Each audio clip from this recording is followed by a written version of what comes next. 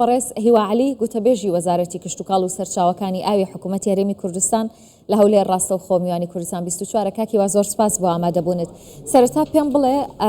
ئەم شاندا بۆچی سەردانی هەرێمی کوردستانیان کردو، ئامان گیان چییە؟ زۆر سپاس خۆتان لە هەواڵەکەی خۆتان هەندێک شتی گرنگتان ئاماژە پێکرد. دیارە بابەتی هاتنی شاندێکی باڵای ڕێکخراوی فاوی جیهانی سەربەنەوە یەکگرتووەکان کە یەکێکە لە ڕێکخراوە هەرە کاریگەرەکان لە ناوچەکە بۆ پاڵپشتیکردنی سێکتەری کشتوکاڵ و ئاودێری و بژانەوەی ئاسایشی خۆراک بەگشتی ماوەی چەندین ساڵە وەزارەتی کشتوکاڵ لەگەڵ ڕێکخراوی فاو و لەگەڵ نێردەی ڕێکخراوی فاو لە عێراق و هەرێمی کوردستان کار دەکات و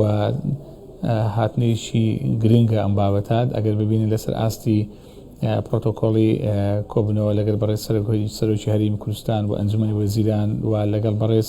کاقوبات جێگیری سەرۆکی ئەنجومەنی وەزیران کە ئەمڕۆ کۆ دەبێتەوە. ئەمڕۆ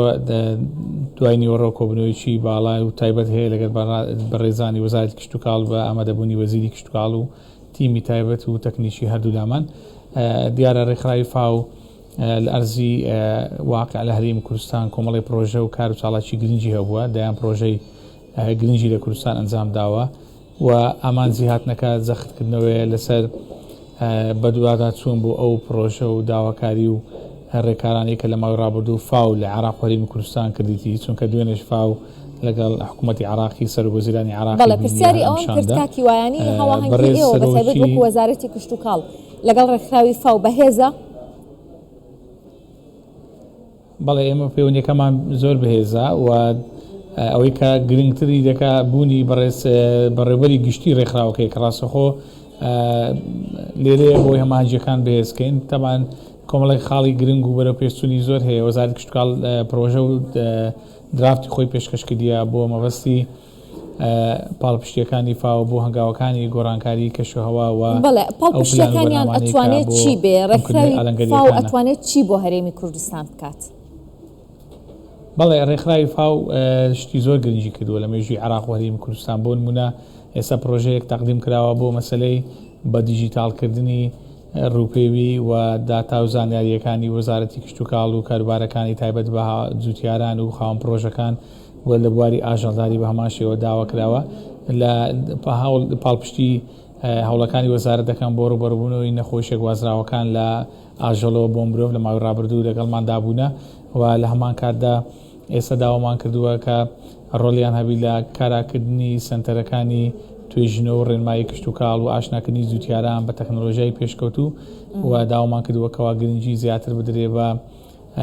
پاڵپشتیکردنی سنتەرەکانی بەرهەمهێنانی تەرزە کشتوکاڵیەکان بە تایبەتی لە گۆڕانکاریەکانی کەشوهەوا بۆ ئەوەی کە ناوچەکەمان بەرگەی گۆڕانکاری کەشوهەوای زیاتر بگری. وەزارەتی کشتوکاڵ ئەمڕۆ یادداشتنامەیەکی فەرمی خۆی کە چەندین خاڵی گرنگە کە بریتێ لە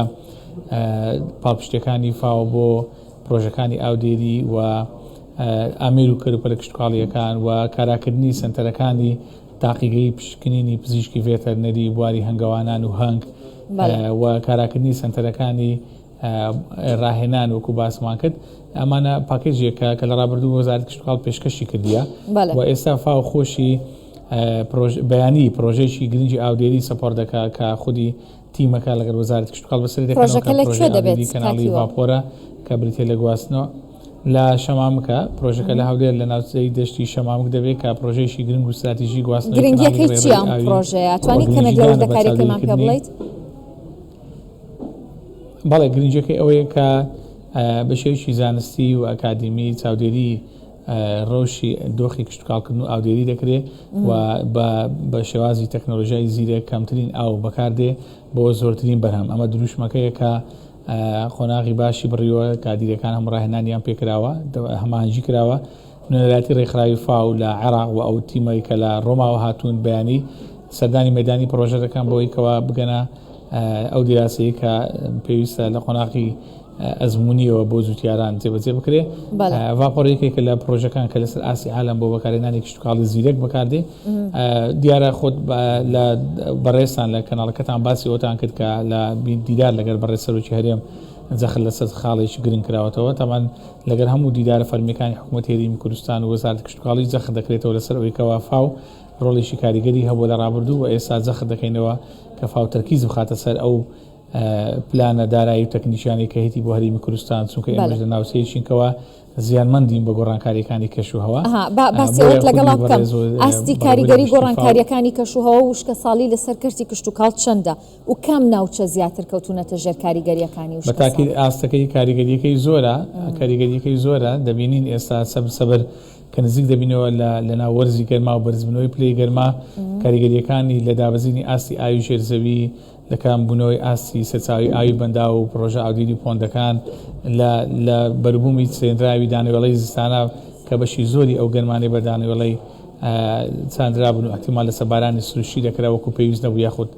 بەرهەمیشی ئۆتۆمان بەدەست نەکرد. بۆیە بەتاکید کاریگەری دەخاتە سەر کوالیتی ژینگەمان، کوالیتی خاکمان و شێوازی گلدانەوەی ئاومان و گۆڕانکاریەکانی کەشوهەوا سەبر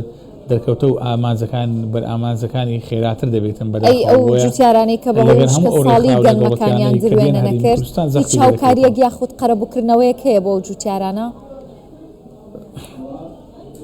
وەزارەتی کشتتوکاڵ ئەو درافتی کە پێشکەشی کردیە کاری لەسەر دەکات یەکێکیان بریتی وەلا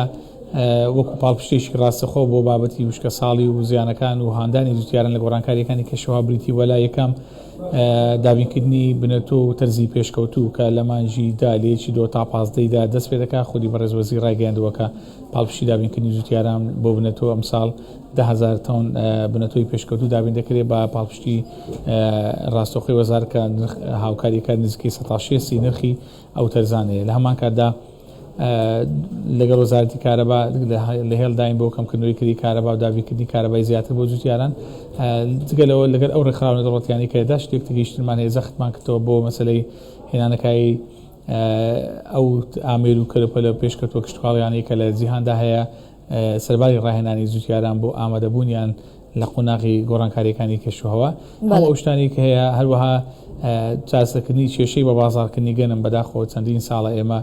وەکاری لەسەر دەکەین وەکو پێویست حکوومەتی عراقی وەڵامی نەداوەتەوە ئەمان هەمویان پاکێژێکن کە لە چوارچێوەی گۆڕانکاریەکانی کەشوهەوا وەزارەتی کشتتوکاڵ کاری لەسەر دەکات و بەشێک لەوانە پەیوەندی بە تەمویلی دارایی و نەختینەکانە کە بۆ نمونە بەشێک لەو بەنداوانەی کە لە قۆناغی زۆر باشدان ئەو پرۆژە ئاودێریانەی کە لە کوردستان لە قۆناغی زۆر باشیان بڕیوە بەهۆی نەبوونی پارەی پێویست لایانی جێبەجێکاری پرۆژەکان ڕەنگە کارەکانی وەستابێ نەیتوانێت بێ. بۆیە چەندە لە ڕووی مادیەوە وەکو پرۆژەیەکی نیشتیمانی لە ئەنجومەنی وەزیران جیراسەی ئەوە بکرێت کە داواکاریەکانی وەزارەتی کشتتوکاڵ وەڵام بدرێتەوە کە بێتی لە زیادکردنی توانای زۆر باشە کاکیوە کاتم کەماوە بەسمان پرسیارەت ئاراستە ئەمەی هەمووی کە باسمان کرد ئێستا من و تۆ پەیوەندی بە یاخود لە چوارچێوەی ئاسایشی خۆراکدایە پێم بڵێ کە ئاسایشی خۆراکی هەرێمی کوردستان لە چه ئاستێکدایە؟ سەرباری گۆڕانکاریەکانی کەشوهەوا لە چەند ساڵی ڕابردوو توانیمان ئاسایشی خۆراکی خۆمان بەهێز بکەین و پارێزگاری لێ بکەین. پاڵپشتی چەندین پرۆژەی گرنگمان کرد بۆی کەوا قەرەبووی ئەو گۆڕانکاریانە بکاتەوە بۆی ئاسایشی خۆراکی خۆمان بەهێز بێ. تا ئێستاشی لەگەردابێت کە گۆڕانکاریەکانی کەشوهەوای هەرێمی کوردستان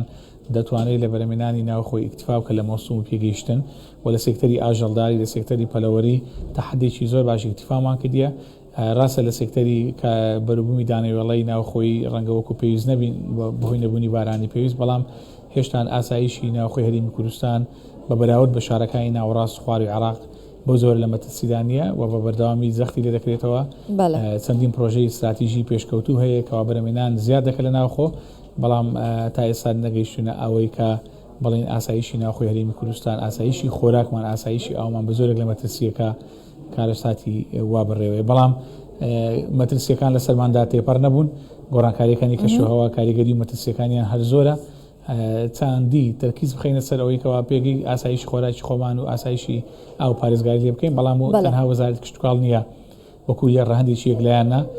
چەندین لایانی تری حکوومەتی هەرێمی کوردستان لە هاوڵاتیان تا دەگاتە دامەزراوەکان ئاو بەکاردێنن خۆراک بەکاردێنن و پێویستە هەمومان بێکەوە دەست بە استراتیژی بەکارهێنان و دەستگرتن بە ئاسایشی ئاو خۆراکدا بگرین. زۆر سپاس دەکەم بەڕێسی و عالی گوتەبێژی وەزارەتی کشتتوکاڵ و سەرچاوەکانی ئاوی هەرێمی کوردستان.